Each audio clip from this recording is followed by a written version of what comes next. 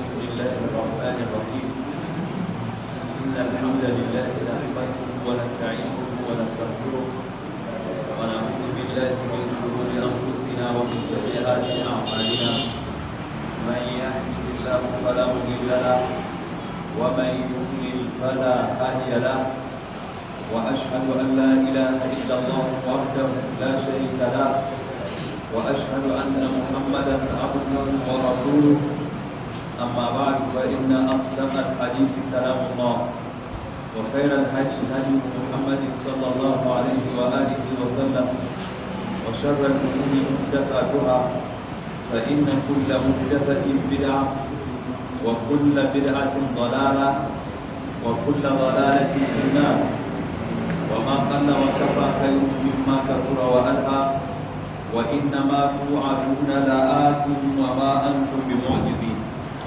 bayan haka yan uwa assalamu alaikum wa rahmatullahi wa barakatuh. Yabo da godiya su tabbata ga Allah madaukakin sarki wanda ya bar mana aran rayuwa ya ba mu lafiya ya kaddara mana mu sake haduwa a wannan yammaci na Lahadi 20 ga watan Ramadan. Hijirar ma'aiki tsira da amincin Allah su tabbata a gare shi na da shekara 1442 wanda ya daidai da 2 ga watan 5 miladiya 2021 in ya inganta. Allah ya kaddara mu sake haduwa a wannan masallaci mai tarin albarka, masallacin marigayi sarkin kofar Zazzau Alhaji Danko mai sa'a, Allah ya ji kanshi da rahama, da muke sauraron karatun alkur'ani mai girma tare da yin bayanin abin da Allah ya hore da wasu daga cikin abin da ayoyin suka kunsa na kunce-kunce da ma'anoni kamar yadda malamai suka rubuta. Allah maɗaukakin sarki ya datar da mu da jiya mun tike a karatu a ƙarshen aya ta 214 a wannan sura mai tarin albarka suratul baqara. Yau za mu tashi daga aya ta 215 a cikin suratul baqara insha Allah. Ana ramma yas'alunaka ma za yunfiqun. أعوذ بالله من الشيطان الرجيم. بسم الله الرحمن الرحيم. يسألونك ماذا ينفقون قل ما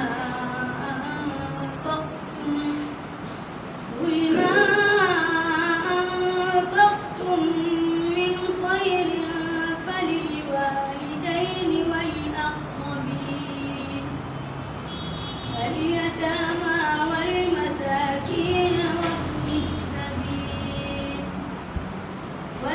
واليتامى والمساكين وابن السبيل وما تفعلوا من خير فإن الله به عليم. Yanzu Allah madaukakin sarki ya fuskantar da jawabin zuwa ga annabi tsira da amincin Allah su tabbata a gare shi, zai yi bayani game da wani hukunci cikin hukunce-hukunce na addini wanda aka tambayi manzon Allah tsira da amincin Allah su tabbata a gare shi akan wannan hukuncin. Allah ya ce yas'alunaka ma za yunfiqun, suna tambayar ka me ya kamata su kashe daga cikin dukiyarsu.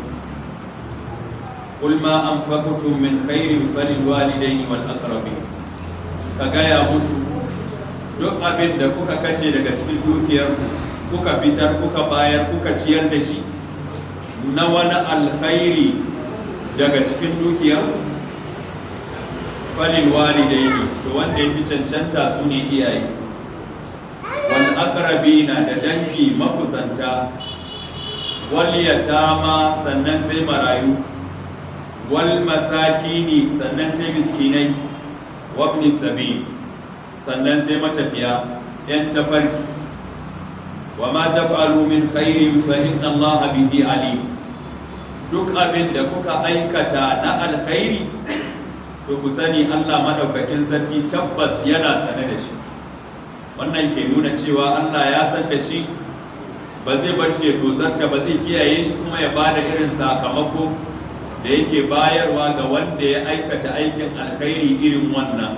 Allah ya dace da Malam Muhammad bin Salih al-Uthaymin Allah ji kanshi a cikin tafsirinsa da ya zo wannan tafsirin wannan ayar, yas'alunaka ma za yunfiqun, sai yake cewa anan ana tambayar manzon Allah tsira da amincin Allah su tabbata a gare shi ne, kuma waɗanda suka yi tambayar su ne sahabban manzon Allah tsira da amincin Allah su tabbata a gare shi,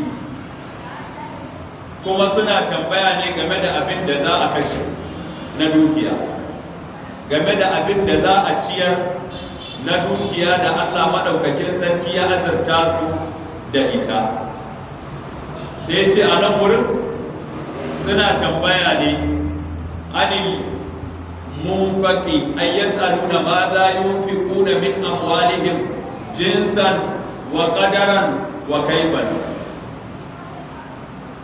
suna tambaya irin jinsin dukiyar da ta kamata su bada, sannan suna tambayar gwargwadon adadin abin da ake so su bada, sannan suna tambayar ta yaya in sun tashi badawan za su bayar.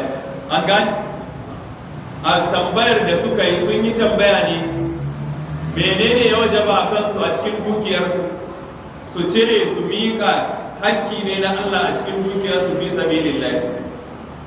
Wasu malamai suka ce wannan dukiyar da suke tambayar me za a yi, to suna magana akan zakka ne. Wasu suka ce ba zakka ba, sadaka ne da kyauta na mustahabbanci na nafila wanda bai zama dole akan wajibi akan bawa. An gane, domin idan zakka ne to Allah madaukakin sarki yayi bayanin kofofin da ake aje zakka. An gane, innama sadaqatu lil fuqara'i wal masakin wal 'amilina 'alayha wal mu'allafati qulubuhum wa fil riqabi wal gharibin wa fi sabilillahi wa ibn sabili fariidatan min Allah. Kofofi ne guda 8 anan ake aje zakka. Wannan ayar kuma Allah yayi bayani ne, yace ma anfaqtum min khairin falil walidayni wal aqrabina wal yatama wal masakini wa ibn sabil, sai guda kofofi guda 5. Shehu malamin tafsiri al-Allamatul Qurtubi Allah ya ji kanshi da rahama ya ce wannan da Allah ya kawo su a haka ya kawo su ne a wanda ya fi cancanta sai mai biye mishi, sai mai biye mishi. An gani kenan idan kana da wani abu da kake so ka fitar na dukiyarka ka ciyar, wanda yake ba dole bane ba wajibi a kanka ba, to wanda ya fi dacewa ya fi cancanta su ne iyaye. Bayan iyaye sai yan uwa na jini dangi makusanta, bayan su sai marayu, shi kuma maraya shine wanda mahaifinsa ya rasu yana karami mai balaga, sai kuma miskini shine talaka fitin wanda ake neman cin yau ba ma na gobe ba. An gane, sai kuma matafiyi wanda guzurinsa ya kare ko da shi a ƙasarsa, a garinsa, a gidansa mai kuɗi ne, mai arziki ne dukiya. Idan ka fitar da dukiyarka da za ka yi sadaka ko kyauta ta nafila, to lallai in ka haɗu da irin wannan ɗin yana cikin waɗanda suka cancanci ka ɗauka ka ba su. An gane, Allah maɗaukakin sarki ya datar da Malam Usaimin ya ce wannan ma ɗin da Allah ya ce kul ma anfaqtum ta sharaɗi ce. Fi'ilin sharaɗin shi ne anfaqtum, jawabin sharaɗin shi ne falil walidai. Duk abin da za ku ciyar na nafila, duk abin da za ku ciyar na fi sabilillahi, to ya zama a fara da iyaye. Qad yabdu lil insani fi awwali wahdatin anna Allah innama ajabahum an mahallil infaqi la an ma la yunfiquna. Malam yace yanzu da Allah ya fara bayani abin da zai fara bayyana mana shine Allah yana bayanin wanda za a ba ne ba abin da za a bayar ba. Ko an gani a zahiri sai ka ɗauka haka ne. Allah yana bayanin wa za a ba ne ba wai me za a fitar a bayar ba. mun gane wannan jama'a. lakin man ta'ammala al-ayata tabayyana lahu anna Allah ajabahu amma yunfiqu.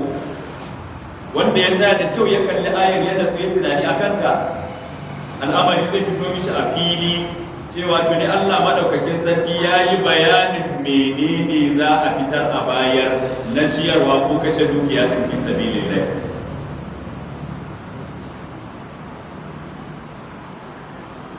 a ina za mu ga haka?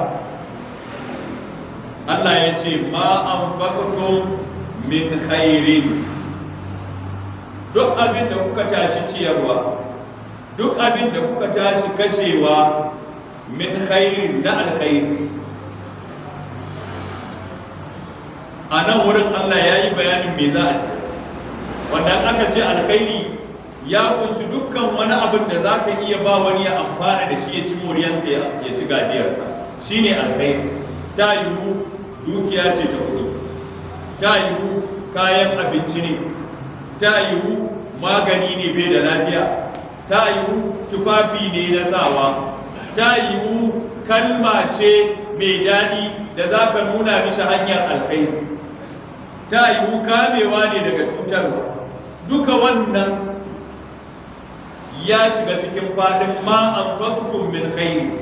sai Allah ya ce falil walidai, sai aka fara bayanin wanda za a baiwa din. kaga su sun tambayi me za su ciyar ne. Allah mabuwayi da ɗaukaka ya san buƙatar su ta wuce iya abin da za a kashe na dukiya, suna da buƙatar su san mawa za su ba, amma ba su tambayi wannan ba ko.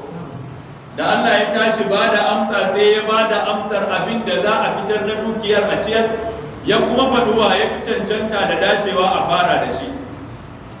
mun gane da Allah ya ce falil walidaini, anan ana nufin al'abu wal ummu, uwa mahaifiya da uba mahaifi, wa in alaru, ko da sun yi sama da haka.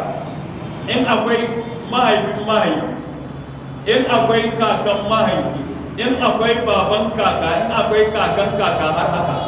mun gani? in akwai mahaifiyar mahaifi, in akwai mahaifiyar mahaifiya ko mahaifin mahaifiya, haka su ake kira iyaye. in an ce iyaye a shari'a ana nufin waɗanda suka haife ka da ma waɗanda suka haife su.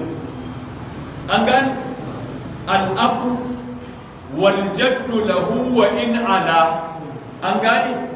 mahaifi da kaka, in ma akwai na saman shi mahaifin kakan ko kakan kakan shi ma ya shiga ciki. wal aqrabi, abinda ake ce ba al aqrabu jam'u aqrab, wa huwa man kana adna min ghairihi ila al munfiqi. in an ce aqrab shine wanda yafi kusanci na jini zuwa ga wanda yake ciyar da dukiyar tasa fi sabilillahi sama da wani. an gane? fa akhun, kamar dan uwa, yaya ko kani, wa ibnu akhi, da dan uwa, dan uwa ko dan kani. idan aka kawo waɗannan, waye fi kusanci da mai ciyarwa? wan shi ko kanin shi ko dan uwa ko dan kani, waye fi kusanci da shi? wan shi ko kaninsa. kaga sai fara da wan kenan, ba ya je wurin dan uwa ko dan kani. mun gani? wa am wa ibnu am fal aqrabu al am, ga ammi baffa kenan, dan uwan mahaifi, ga kuma dan baffa din dan uwan mahaifi. idan zai fara da wa zai fara? da baffan shi ya fi kusa da shi. mun gane? sannan wabnu akhin wa am fal aqrabu ibnu akhin, ga baffanka dan uwan mahaifinka, ga kuma dan wanka ko dan kaninka, waye fi kusa?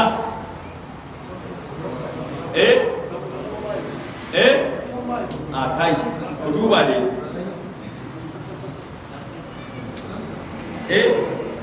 ai ɗanka ya fi kusa da kai sama da babanka.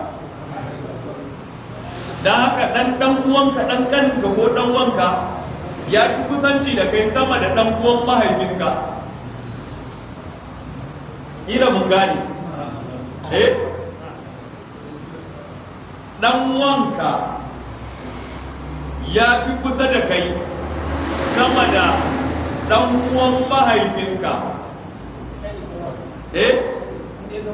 Ai mahaifi in aka ce ɗan uwan mahaifi wa ne ko kani ko ma wanne ne a ciki duk ɗaya ne. Wanda ya fi kusanci shine ɗan uwanka sama da ɗan uwan mahaifinka. Mun gane jama'a? Da Hausa ba nake yi. Na'am.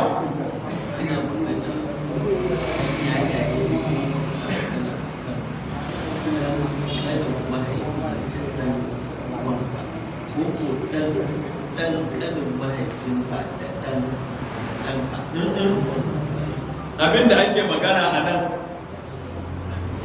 ɗan wurin wanka ko kaninka, me a wurinka ɗanka, ɗan uwan mahaifinka me a wurinka, to da wannan ɗan naka da wancan baban naka wa ya fi kusa da kai? Ɗanka.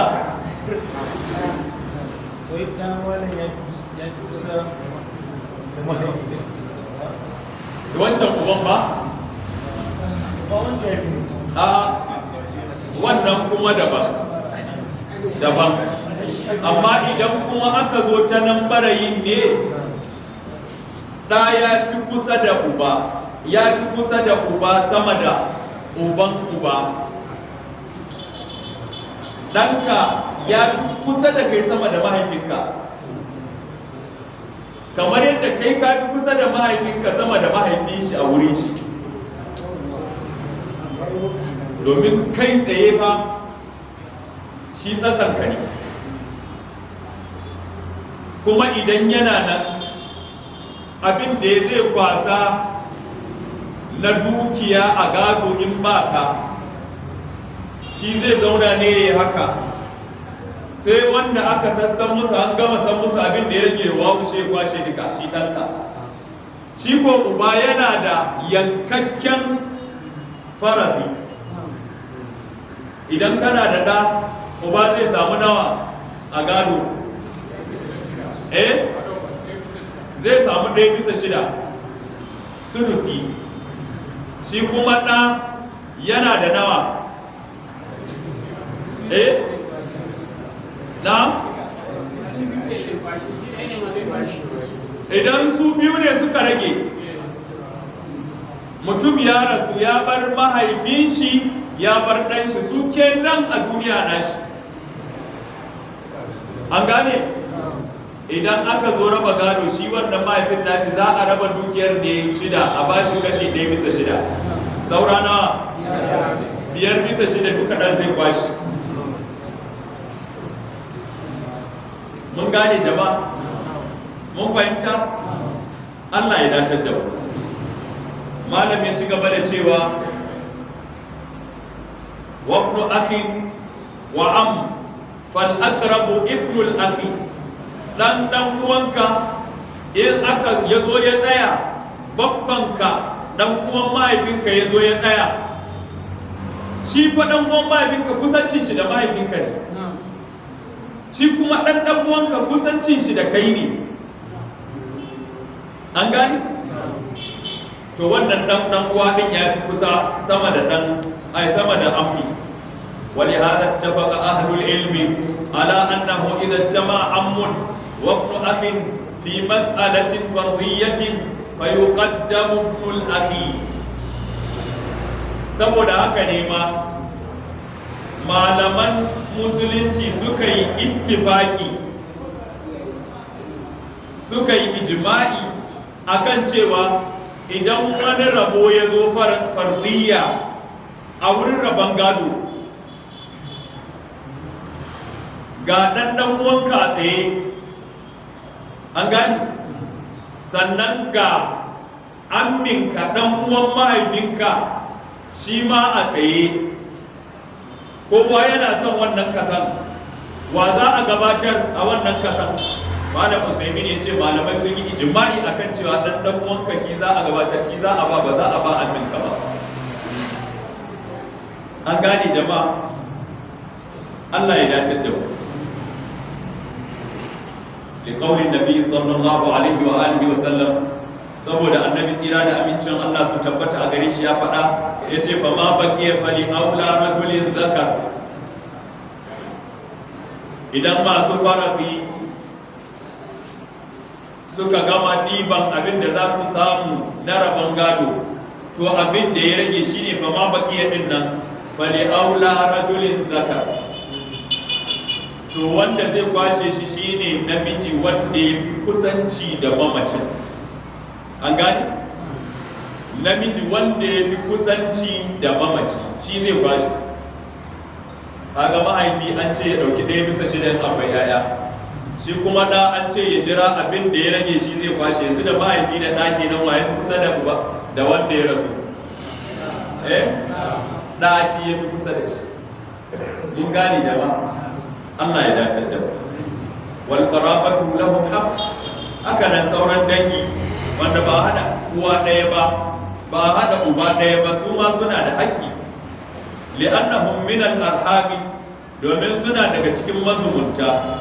Lakin al-aqraba aula min al-ab'adi.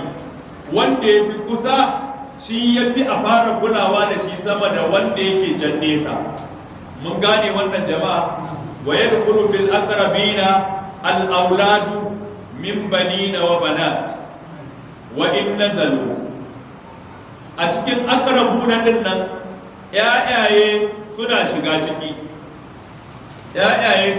ciki, maza ko mata. Haka in suka sauka ƴaƴayensu, jikoki, ƴaƴan jikoki, jikokin jikoki, tattaba kunne, haka har ƙasa. Mun gane?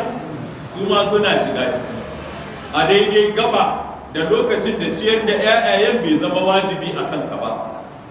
To idan ka tashi yin wani abu na yin sadaka ko kyauta fi sabilillahi, to za ka fara da iyaye. In aka zo maganan aqrabuna kuma, kun ga ƴaƴayen suna me?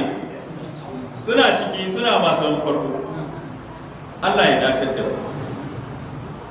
Da Allah ya ce wal yatama jam'u yatim.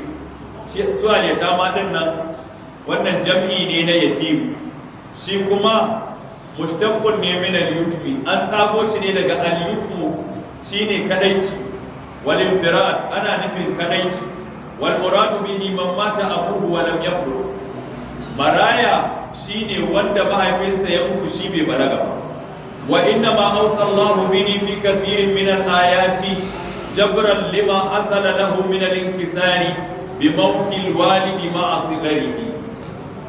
Allah ya dinga yin wasici da maraya ba dan komai ba, sai dan a daure abin da ya karye na zuciyarsa.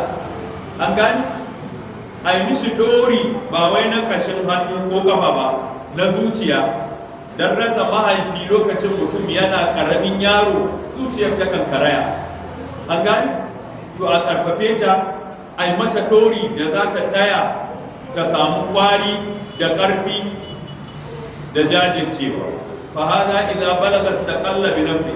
Amma idan ya balaga, to ya kai matsayin da zai tsaya ya ci gashin kansa. An gani? Falam yakun yatiman. Daga nan wurin ya tashi a maraya. Malam sai.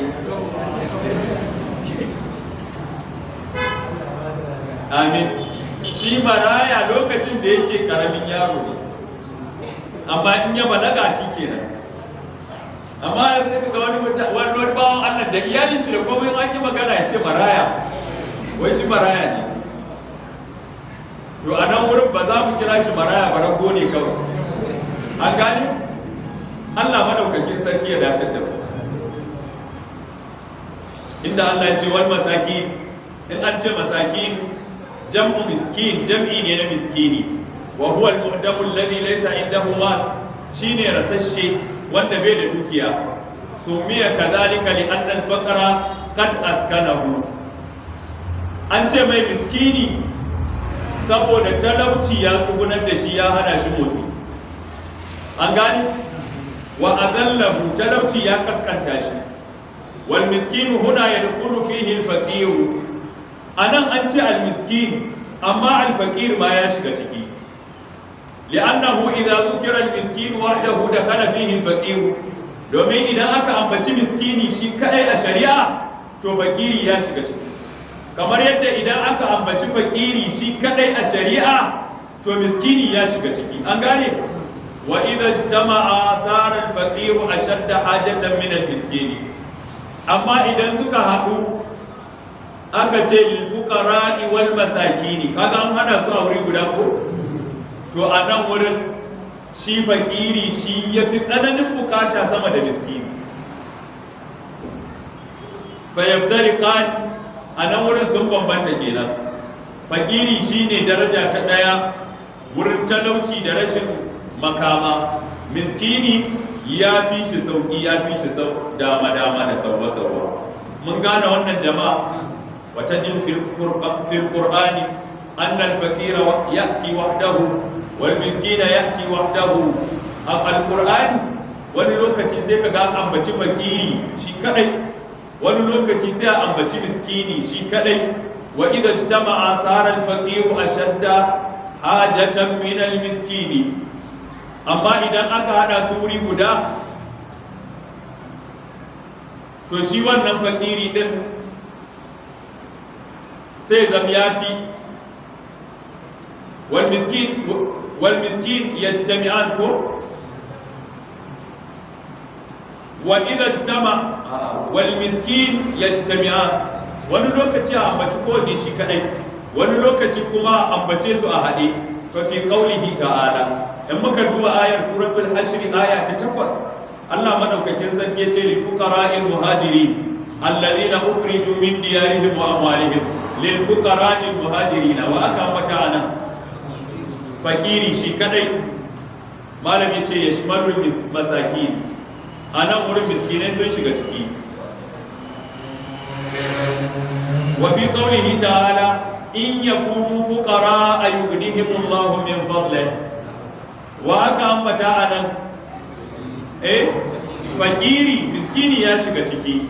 Yashmalul masakin. Wa fi qawlihi ta'ala fa kafaratuhu it'amu 10 masakina. Da Allah ce kafarar wannan rantsuwar shine ciyar da miskinai guda 10.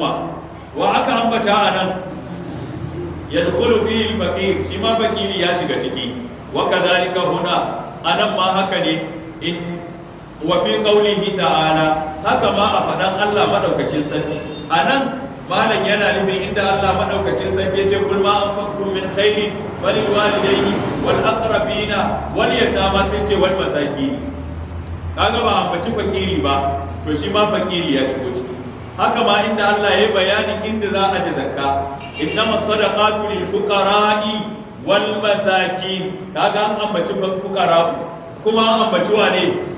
Masaki. Shikenan yanzu a yi talauci, fakiri ko miskini? Fakiri. Sai sa aka kawo shi number 1. An gani? Sai kuma miskini aka kawo shi a daraja ta 2. An gani?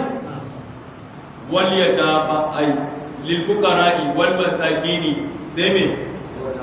Wal amilina alaiha wal mu'allafati qulubuhum wa fir riqabi wal gharimina wa fi sabilillahi wa ibnis sabili.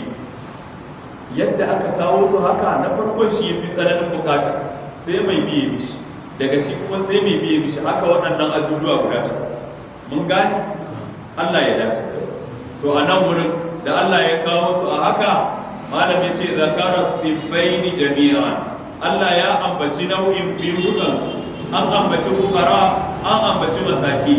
Wabnin sabil, da Allah ya ce wabnin sabil huwa al-musafiru alladhi qata bihi as-safar, shine matafiyi wanda yana cikin tafiyar ta yanke masa, guzuri ya kare, bai da halin yadda zai yi ya karisa inda za shi ko ya koma inda ya fito, bai da kudin mota ko abincin shi na guzuri ya kare ko wani abu mai kama da haka. An gane? malami ce wa sabiru huwa tariq abinda ake nufi da ibnu sabil anan ana nufin at-tariq dan tafarki wa summiya ibnan lis-sabili li'annahu mulazimun lahu shi matafi an ce mai ibnu sabil dan hanya saboda yakan lizinci hanyar ko da yaushe yana kan hanyar an gani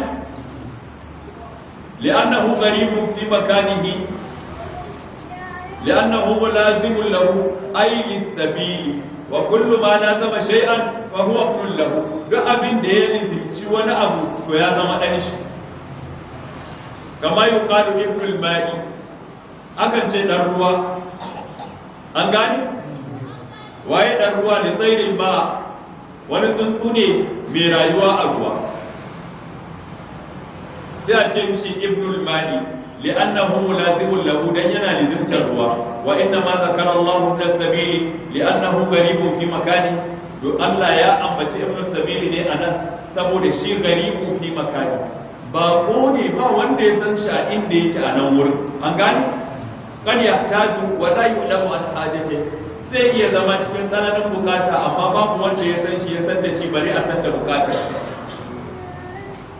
Allah ya ce wa ma taf'alu min khairi babu wani abu da za ku aikata na aikin alkhairi fa inna Allah bihi alim face Allah madaukakin sarki ya san da wannan aikin alkhairi da kuka aikata wal gharadu minha abin da yasa Allah ya faɗi wannan bayanu ihaqatillahi ilman bi kulli ma yaf'alunahu min khairin Allah yayi bayanin mai da kowa an gane iliminsa ya kewaye komai ya shiga cikin ko'ina ya san komai da kowa yake aikatawa na alkhairi fayujazihim alayhi sai Allah madaukakin sarki ya saka wa masu yin wannan aiki din abin da suka yi na aikin alkhairi wasu malaman sun kawo cewa wanda ya zo yake yin wannan tambayar a daidai wannan gabar wani babban sahabi ne cikin sahabban manzon Allah tsira da amincin Allah su tabbata a gare shi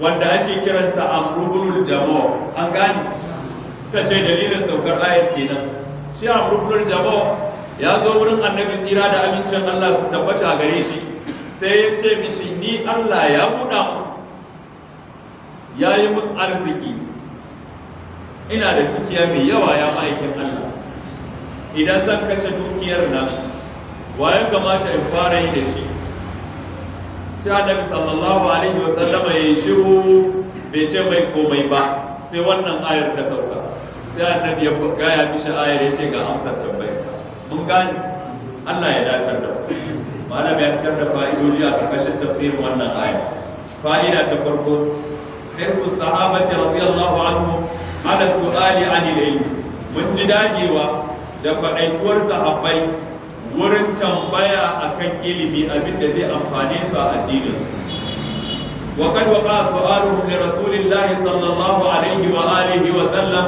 fil qur'ani akthara min 12 marra irin tambayoyi da sahabbai suka rika yi wa annabi sallallahu alaihi wa sallam kuma Allah ya ambaci wannan tambayar a cikin qur'ani sun mai tambaya sama da guda 12 wannan ɗaya ne daga ciki an gane jama'a sai ka ji ana yas'alunaka an kaza yas'alunaka an kaza yas'alunaka an kaza an gane idan ka zauna ka bibiye su zaka ga sun wuce 12 bar mu kawo ko guda 3 ne Allah madaukakin sarki a cikin wannan sura ta Baqara kawai mun ji yas'alunaka anil khamri wal maisiri قل فيهما اسم كبير ومنافع للناس يسألونك عن الشهر الحرام قتال فيه قل قتال فيه كبير نو كينا سيمي يسألونك عن الأهلة قل هي مواقيت للناس والحج نو كينا سيواني سيسألونك ماذا ينفقون نو كينا sai wanne wa yas'alunaka 'anil mahid qul huwa adha fa'tazilun nisaa fil mahid a cikin suratul baqara kawai gashi mun fito da guda 5 an gani to bare kuma ka je su yas'alunaka anil anfali qul al anfalu lillahi war rasuli fattaqullaha wa aslihu dhata bainakum yas'alunaka mene wa yas'alunaka anil yatama a bakaran dai qul islahu lahum khair yanzu mun kawo gudana bakwai kenan duka ai mun yi kokari ko wajarabawa ne aka ce cikin 12 ka ci bakwai ka ahaba ka samu me ka samu kenan a ƙara ya wuce pass ka samu credit ya kamata ba ya wuce credit ai kodai shi kenan a tsaya a credit an yi kokari Allah ya dace da to wannan yana nuna jajircewa da kwadaituwar sahabbai akan neman ilimin addini kuma suke tambayar manzon Allah tsira da abincin Allah su tabbata a gare shi akan wannan ilimi. Fa'ida ta biyu annaman min husni ijabati an yazida al-mas'ulu ala ma yaktadhihi as-su'alu idha da'at al-hajatu ilayhi. Yana daga cikin kyawun bada amsa in aka tambaye ka tashi bada amsar to kai ƙari doriya akan iya abin da aka tambaye ka na tambayar in bukata ta kama ai haka fa innahum sa'alu amma yunfiqun sahabbai sun tambayi me za su kashe ne me za su ciyar na dukiyar su fi sabilillah wa kana jawabu amma yunfiquna wa fi ma yunfiqun da Allah ya tashi ba su amsa sai ya amsa musu ya ga musu irin abin da za su kashe na dukiyarsu abin da za su ciyar da ma wanda za a ba duka sai da Allah ya gaya musu kuma ba su tambayi wa za a ba ba an gane jama'a wa nadhiru dhalika anna an-nabiy sallallahu alaihi wa alihi wa sallam su'ila 'anil wudu'i bi ma'il bahr wani abu da ya kama da wannan hadisin nan na Abdullah al-Mudlaji al-Mallah da yawa annabi sallallahu alaihi wa alihi wa sallama tambaya yana tambayan ruwan teku kun san ruwan gishiri ne ko to a iya yin alola da wannan ruwan yana da tsarkin da a yi alola da ruwan gishiri sai annabi ya ce huwa tahuru ma'uhu alhillu maitatuhu ruwansa mai tsarki ne kuma mataccen dabba da take rayuwa a ciki mafi yawan rayuwanta a cikin ruwan take yi in kun same ta ma a mace ita ma mai tsarki ce a ci kamar kifi da sauransu yanzu shi me aka tambayi annabi iya ruwan amma ya san tun da shi mutlaji mallah ne direban jirgin ruwa ne irin babban jirgin ruwan nan da sukan shiga ruwa si wata ko watanni a cikin ruwan an gane tun da dai ya ce sukan ɗauki ruwa ne kaɗan iya wanda za su sha to yanzu idan ibada ta taso ba za su sha ruwan teku ba saboda ruwan gishiri ne idan ibada ta taso babu laifi sa ɗebi ruwan teku sai a rola da shi su lallaba ruwan su rika sha kawai sai annabi sallallahu alaihi wa sallam ya bashi amsa yace huwa tahuru ma'u al-hillu maitatu bayan ruwan kun yi alura da shi in ma kuka ga wata dabbar da a cikin ruwan take rayuwa ta mutu ta dago ku dauka ku kyale ku ci halas ke yanzu an ƙara musu akan tambayar da suka yi ko ba a ƙara ba kuma suna da buƙatar sanin wannan ɗin ko ba su da shi tabbas za su haɗu da irin wannan dabbar to kafin su haɗu da ita su zo tambaya annabi ya ba su amsa an gani haka waɗannan da suka tambayi me za su kashe in aka gaya musu abin da za su kashe za su dawo su tambayi wa za su ba sai aka gaya musu abin da za su kashe da wanda za su ba an wuce wurin ko ba a wuce Allah maɗaukakin sarki ya datar da mu fa'ida ta uku fadlul infaqi ala alwalidaini wal aqrabin mun ji falalar kashe dukiya da ciyar da ita zuwa ga iyaye da dangi yan uwa makusanta wa annahu muqaddamun 'ala al-fuqara wal masakin. Ka ciyar, ka kashe dukiyarka ga iyayenka da 'yan uwa da danginka shi ne akan gaba sama da ka kashe ta akan talakawa da miskinai. Mun gani? li'anna Allah bada'a bihim, malam yace domin Allah madaukakin sarki ya bude da su ya fara. Wala yubda'u illa bil ahammi fal aham, kuma ba a farawa sai wanda ya fi muhimmanci sannan sai mai biye mishi a muhimmanci. Mun gane? Fa'ida ta hudu, anna lil yatama haqqan fil infaqi, marayu suna da wani haƙƙi cikin abin da za mu rika fitarwa muna ciyarwa na dukiyar mu fi sabilillah. Walau kanu aghniya'a, kuma marayun nan ko da mawadata ne, domin nan an ce maraya ne kawai, ba a ce sai maraya miskini ko fakiri ko mabukaci ba. An gane jama'a? In dai maraya ne to ka bashi kawai. An gane? Ka bashi kawai. To yanzu mawadaci ma an ce a bashi, ina ga maraya kuma mabukaci. Kun ga min babi aula. Kuma su marayu in dai za a kula da tsarin shari'a, ya kamata kowa ya zame musu uba ne. An gani? Kai kana da babanka guda ɗaya, wancan yana da baban shi guda ɗaya, shi maraya wannan ɗin baban shi ne, wancan ma baban shi ne, wancan ma baban shi ne, domin ya rasa wannan uban ainihin jigo.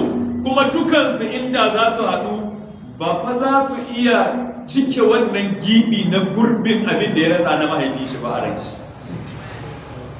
Kun gane jama'a? Allah ka taimake mu tausaya ma marayu.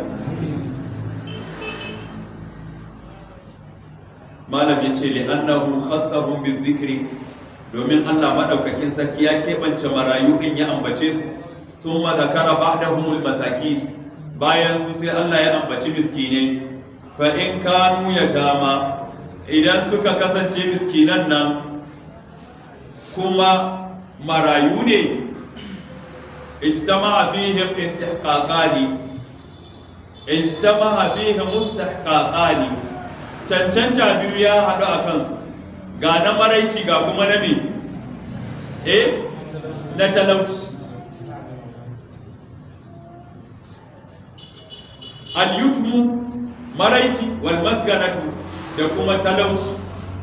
Wa idza kanu aqarib wa yatama wa masakin ijtama'a fihim thalathatu istihqaqat, idan suka zam dangi ne, ‘yan uwa ne na jini, kuma marayu, kuma miskinai, yanzu za su sa hula nawa? Uku. Ga na ‘yan uwantaka, ga na maraici, ga kuma na talauci. An gani?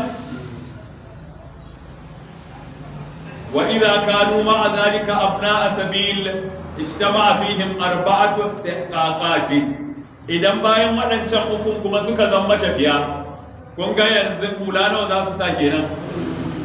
Akwai cancantar a ba su har sau 4. Allah ya dace da mu.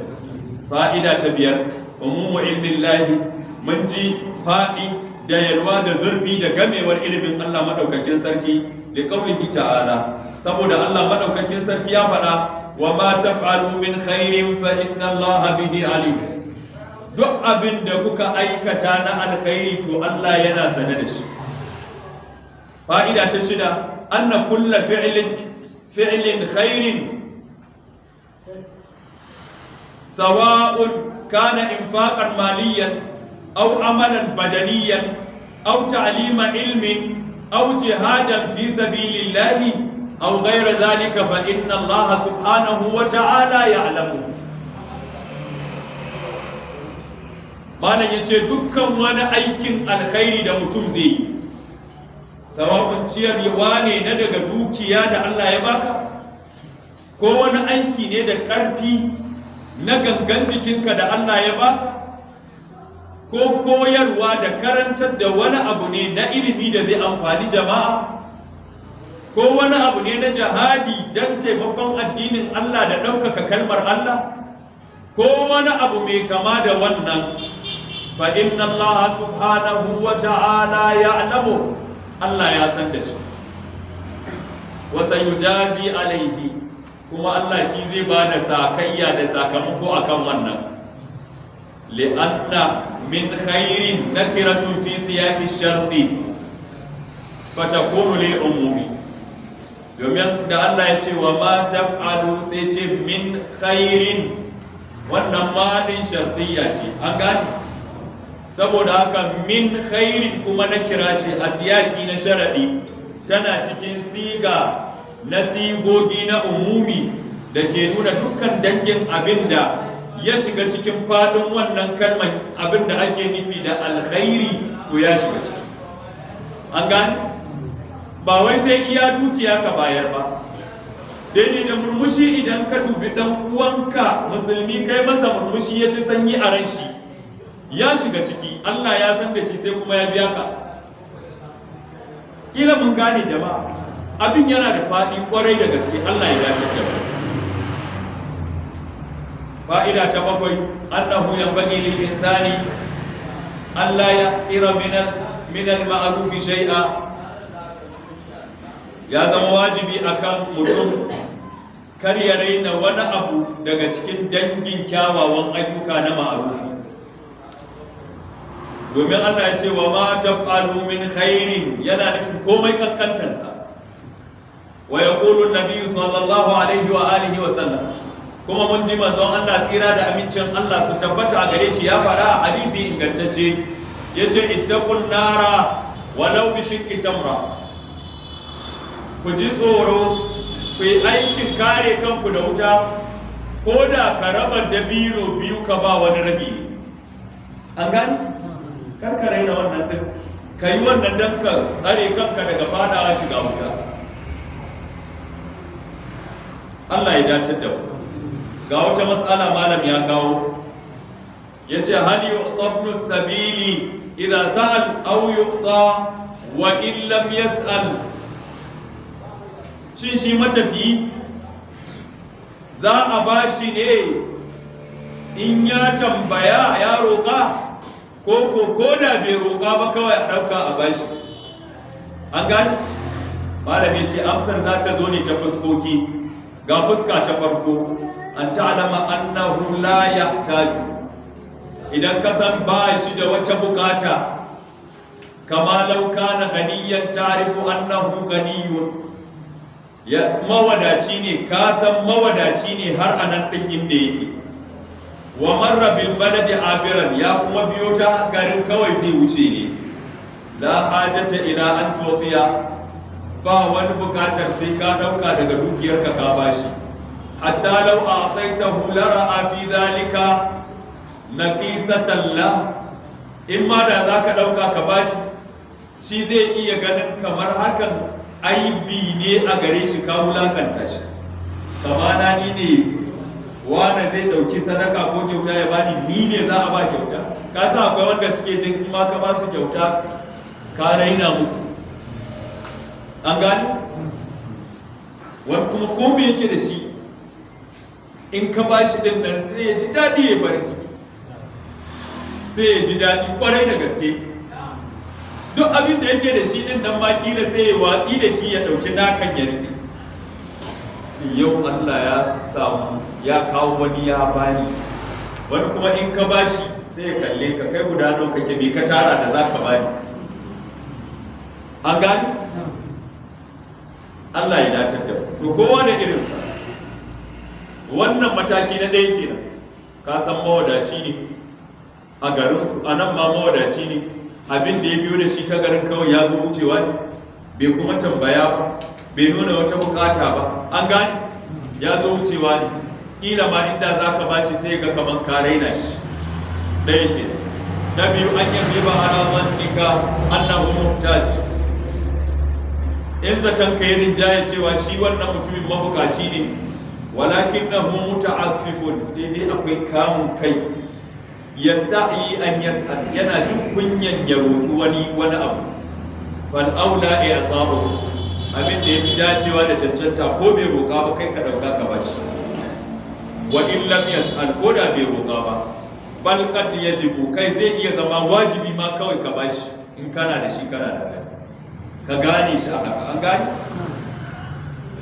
mataki na uku an ta shuka fi amrihi hal yahtaju am la mataki na uku shine ka samu shakka cikin al'amarin wannan mutumin shin mabukaci ne yana da bukata ko bai da bukata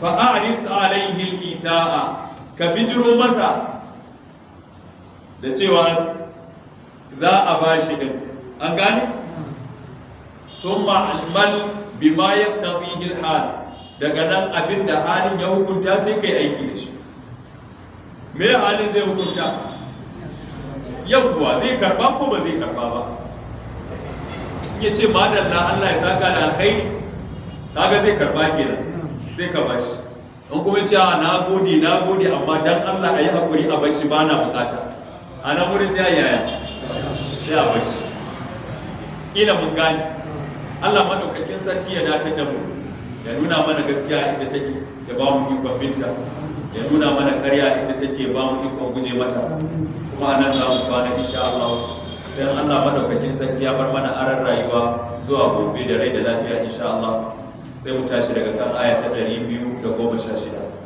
abinda mu karanta ya zama daidai Allah ya tara mu alada wanda muka yi kuskure ko tuntube harshe Allah ya yafe mu ya nuna mana inda daidai din yake taimake mu ya ba mu ikon gyara kuma in mun gyara Allah ya karba daga gare ya kuma shafe kuskuren da na faɗa daga zukatan ku kar ya bar ku yi aiki da kuskuren da kaji daga gare سبحانك اللهم وبحمدك أشهد أن لا إله إلا أنت أستغفرك وأتوب إليك السلام عليكم ورحمة الله وبركاته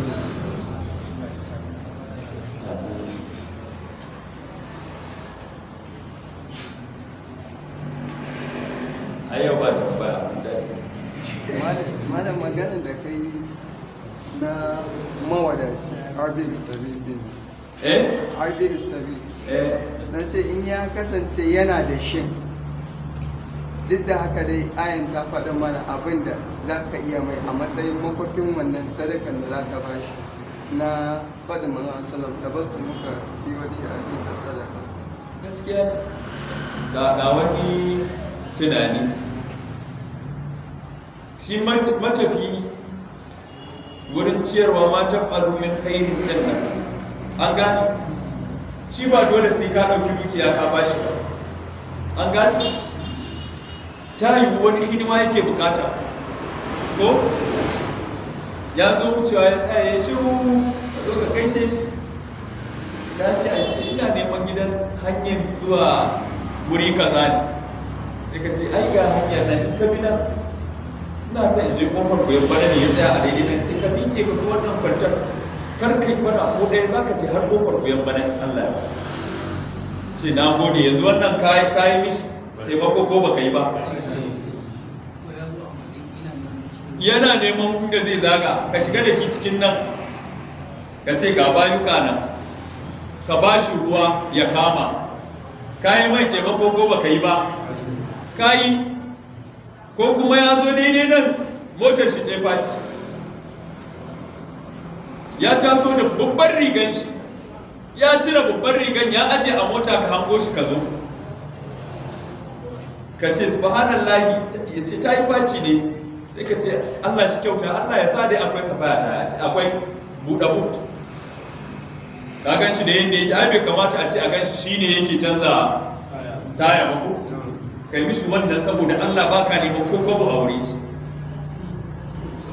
ina mun gani abubuwan da za ka yi matafiyi ka taimake shi ka rage mishi raɗaɗin tafiya suna da yawa ba su da iyaka to ko me kai shi saboda Allah sai Allah madaukakin sarki ya baka lada sai kuma ya maka sakayya mai kyau Allah madaukakin sarki ya dace mun gane Allah ya dace ina ga shi ke yau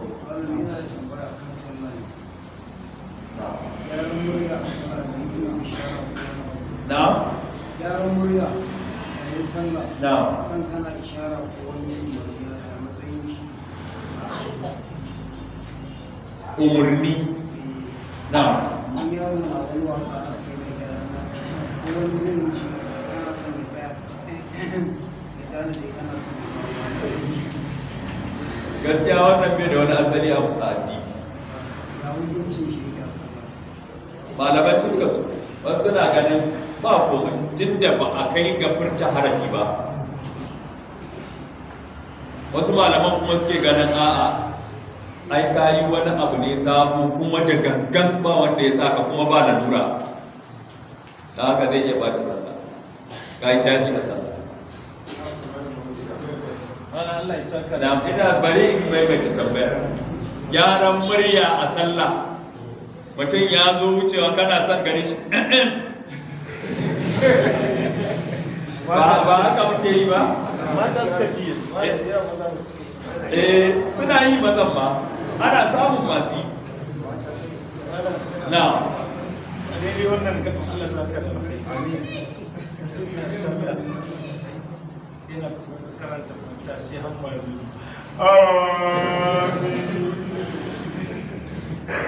ya ce bisa su biyu da dutse da yake ya ce bisa su biyu da dutse da ya matsayin wannan malam a wannan ayyayi ne a gaban da ana buɗe baki a magana amma kuskure ne a malam ba shi ne liman ko shi bai na koyi da liman na yana bin liman gairul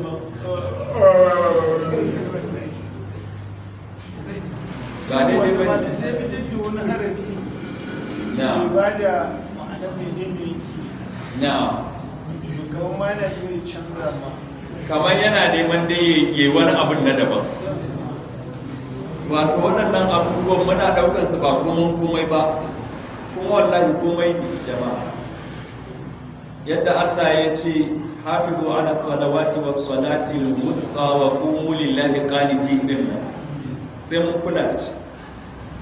A farkon al'amari in ana sallah har fira ana yi da tambaya, in na zo sai in sami alaramma raka nawa aka yi ce an yi biyu, ce ok asa Allah, ko ma sai na kabbarta in tambaye shi ya gaya mun kuma daidai ne sallan munana.